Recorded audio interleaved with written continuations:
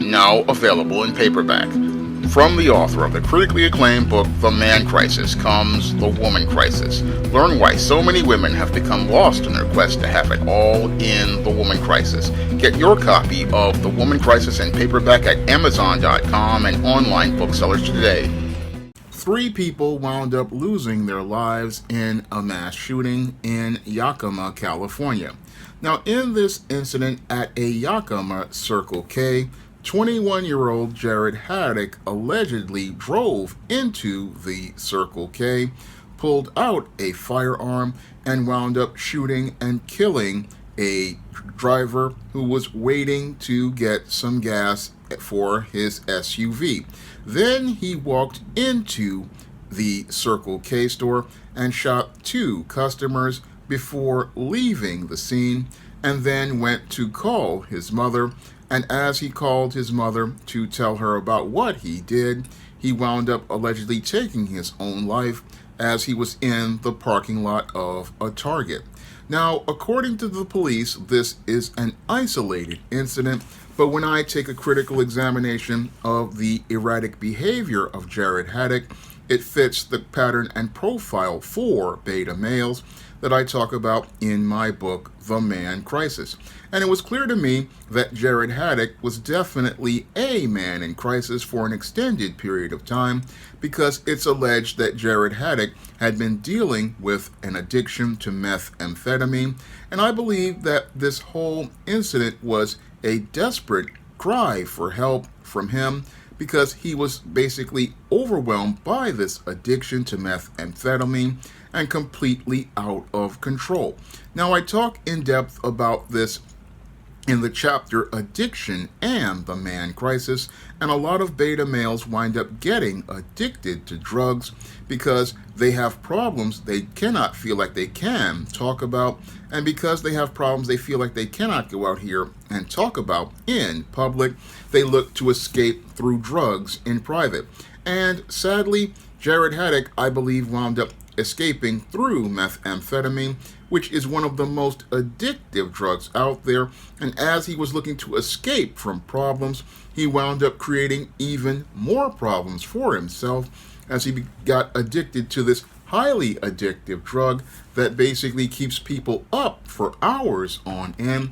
And this drug leads to a person's mind becoming completely erratic, because when the human body needs sleep and rest, and when the human body does not get sleep and rest, it becomes more and more erratic, and it leads to the person becoming more and more out of control.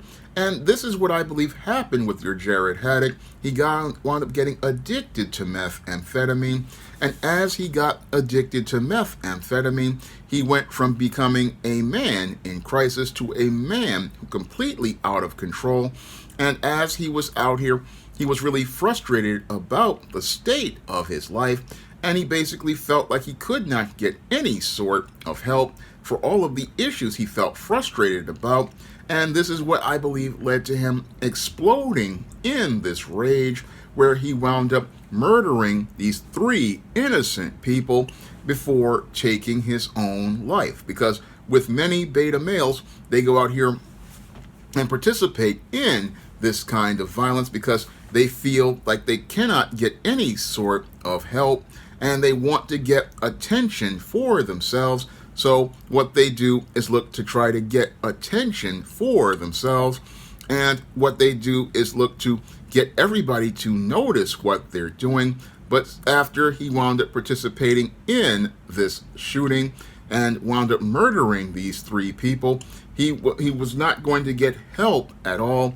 No, he was going to get arrested, and that's basically where Jared Haddock was on the road to looking to commit suicide, because he felt like he had no way out, because he was going to be held accountable for these crimes, and he was looking at possibly doing life in prison for these three murders, which were done with malice aforethought as related to what he did in the Circle K store and in the gas station.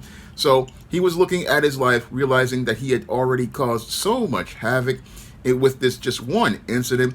And as he created this havoc with this one incident, he realized that his life was going to end at that point, and that's where he wound up looking to end his life once and for all. And I talk about that in depth in the chapter Suicide and the Man Crisis. And when I look at Jared Haddock, he definitely was a man in crisis, and this man in crisis was one who didn't really get any sort of help, and sadly, because he didn't get help, he wound up doing harm to others. And the sad part about Jared Haddock's whole story is that you'll have people thinking about it as an isolated incident, not understanding that this incident fits a pattern and profile for beta males out here, because many males like this participate in this violence due to the dysfunctional way they've been raised, and also due to the dysfunctional society which refuses to acknowledge the man crisis here in this country. Now, what's troubling about this incident with Jared Haddock is it comes just a couple of days after the mass shooting that took place at a mushroom farm in California, and also after a mass shooting that took place at a ballroom in California. And what's really scary to me is that we're seeing an increase in frequency of these types of incidents. And sadly, because many Americans are apathetic, they're thinking that it's just random gun violence when it's not gun violence. The gun violence is a symptom of the man crisis in this country.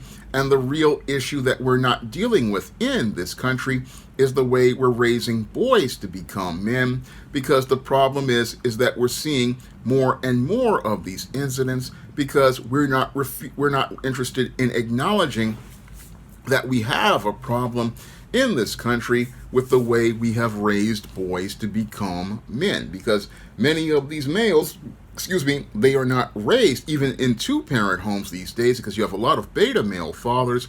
And because these fathers do not know how to teach their boys male life skills and male survival skills, these males do not know how to function. They do not know how to cope with problems.